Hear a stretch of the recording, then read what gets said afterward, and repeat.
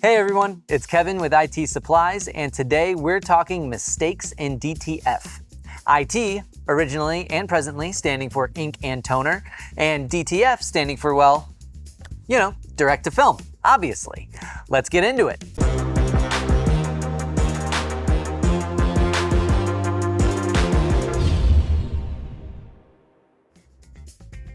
Now, if you're working with DTF printing or just getting started, you know how exciting it is, but also how frustrating it can be when transfers don't come out right.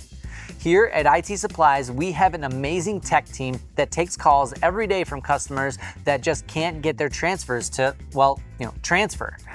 Here are the top 3 DTF mistakes we see all the time, plus how you can avoid them. Mistake number 1, poor adhesion. This is probably the number 1 complaint we hear. My transfer isn't sticking.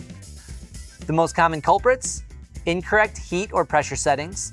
If your press isn't hot enough or you're pressing too lightly, your adhesive powder won't properly bond to the fabric. DTF transfers typically need heat in the 280 to 320 degree Fahrenheit range and a medium to firm pressure around 30 to 50 psi.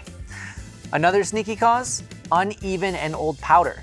If your powder is clumpy or has absorbed moisture from the air, it won't melt evenly.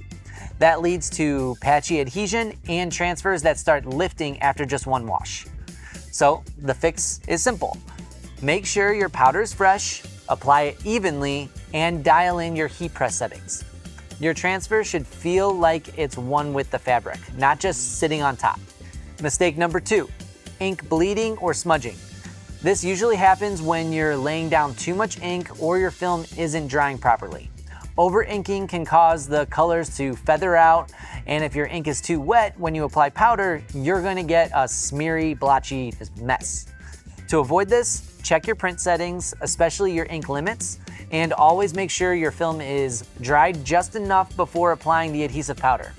Pro tip: a well-dried transfer after applying the adhesive powder and curing or baking the print should have an orange peel look before you even think about pressing it. If it still looks glossy or feels tacky, give it more time under your dryer or curing unit. Mistake number 3, cracking or lifting. This usually shows up after the first wash, and it's a huge headache. What's the root cause? Well, there's actually 3. Improper curing, incompatible fabrics, or uneven powder coverage. If your transfer isn't cured long enough, or if your fabric just isn't designed to handle high heat, the print can literally start to break apart. Also, if your adhesive powder coverage is spotty, the areas without powder won't bond properly. That means edges lifting or pieces flaking off. The solution? Always use fabrics that are DTF friendly, double check your curing temps and times, and make sure your powder is applied evenly across the entire print. So there you have it, the top 3 DTF mistakes we see: poor adhesion, ink bleeding, and cracking or lifting.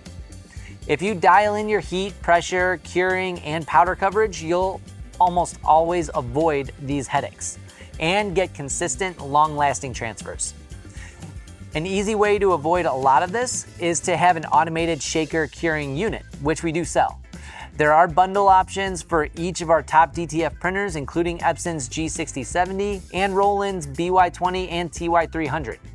Here at IT Supplies, if you are a customer of ours, we are more than happy to spend the time walking you through the process and helping you troubleshoot any issues you might be having. Our technicians and textile reps are some of the most educated and knowledgeable advisors in the business.